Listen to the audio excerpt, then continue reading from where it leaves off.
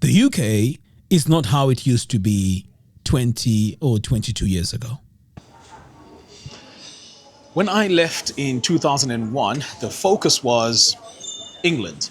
But as time went on, I started to realize that actually there's more back in Zimbabwe that I can do as compared to England. And I'll tell you why.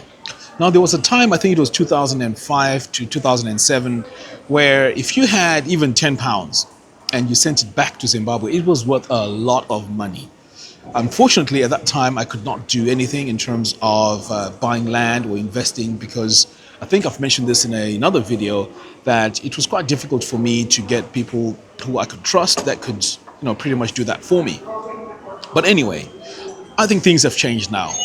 If you look at the US dollar, because now Zimbabwe is using US dollars, and of course in the UK we use pounds, the exchange rate is almost 1-to-1. And it is not as easy as it was before to send money and it's worth, or it goes a long way. So when I look at my current situation and the future, I feel like that US dollar stretches more when it's in Zimbabwe. Now, I know this sounds like a contradiction because sometimes I also say things are expensive in Zimbabwe, especially the houses, the cars, and so on. But if you're producing something in Zimbabwe, I feel like, or I believe that your money goes far because you're selling things in US dollars and we also have a market. And in my opinion, this is why I think a lot of people are really now focusing on Zimbabwe at this moment because things have changed. There's a shift now. That money that used to be much easier, that could stretch further back then, it's not the case now. So it only makes a lot of sense to now invest in Zimbabwe and then that money now actually stretches even further. Now, why is this an exciting time? Well, if you really look at anyone who's producing something on the ground, whether it's in agriculture, whether it's producing meat or any of that, or even services, you find that when you get hold of the US dollars there, they go further. Now, I had a conversation with one of my YouTube viewers, and we were just comparing how much it costs in energy in England versus Zimbabwe. And there's no comparison, let's put it that way. Because the amount of money you spend on gas compared to here per month, I mean, there's no comparison. It's way much cheaper in Zimbabwe compared to England. Again, with electricity, same thing. Food, same thing. Right now in England, if you want to purchase your groceries, you go to one place. It's the major supermarkets. Whereas in Zimbabwe, you can grow your own food. I mean, eggs are cheap. You can buy a whole crate of eggs for $3. Now here, if you want to buy decent eggs, free range, it's going to cost you quite a lot of money. So overall, life is easier there.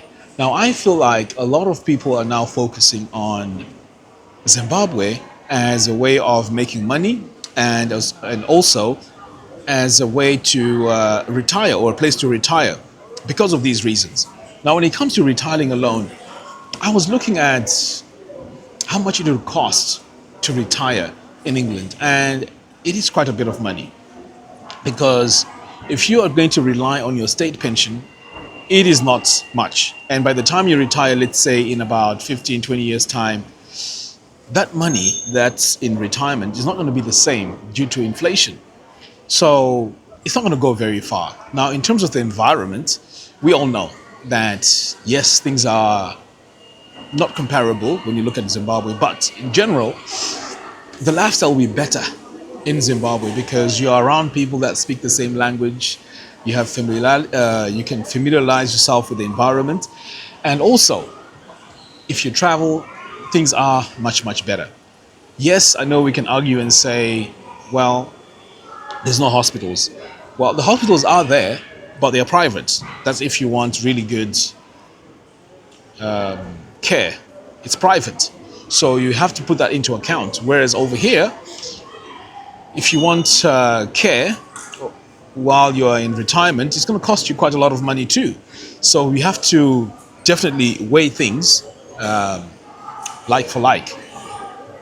But overall, I think if you are able to do something on the ground that generates money, or at least experiment now and see and learn and see how things are, you'll be in a better position by the time you retire, as compared to trying to sell your properties and then just start from scratch while you're in Zimbabwe.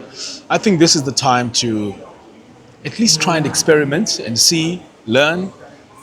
And I know it's an expensive way of experimenting, but this is what you'd need to do to see how you're going to be making money in retirement. Now, the other thing I also want to talk about is how to try and run a business. They call it cell phone farming. Okay, I've got a quick update for you guys. Right now, as we speak, I'm getting cameras installed at the farm, so I'll be able to monitor what is happening on the ground. But what I also want to do is to see if in these few weeks, or rather 2 months before I go back, I want to do an experiment to see if I can have my chickens on the ground, raise them and try and sell them while I'm still here. This could be a very good experiment, because if it does work out, then that gives hope to those of us, or those of you in the diaspora that have land or that can start a project from here and make it work. I think that gives hope, because I know we talk about cell phone farming, you have to be on the ground, but surely there has to be a way to make this work, especially with cameras and security on the ground. I think what's left now is management. And if they can be someone who can manage these projects with the existing setup already there, I think this could be an opportunity of people with properties or even farms to at least start something small and start generating money on the ground. So let's see how it goes. I'm going to be the guinea pig in all of this with my farm. So make sure you subscribe and see, how things are on the ground. I will be sharing pretty much everything. So as soon as the cameras are installed at the farm, I will let everyone know that it's done, and I'll also show you some previews of how things are on the ground. And I will also be sharing the information and the installers and all that good stuff. Anyway, guys, I thought I'd just give you a quick update as to why people are considering retiring and setting up things back in Zimbabwe. Anyway, don't forget to subscribe. The link to that is in the video description below. And also, there is an opportunity to invest back in Zimbabwe through Kumusha Investments. Make sure you join the WhatsApp group. The link to that is in the video description below. Anyway, guys, thank you very much for watching, and I'll see you again in the next one. Take care.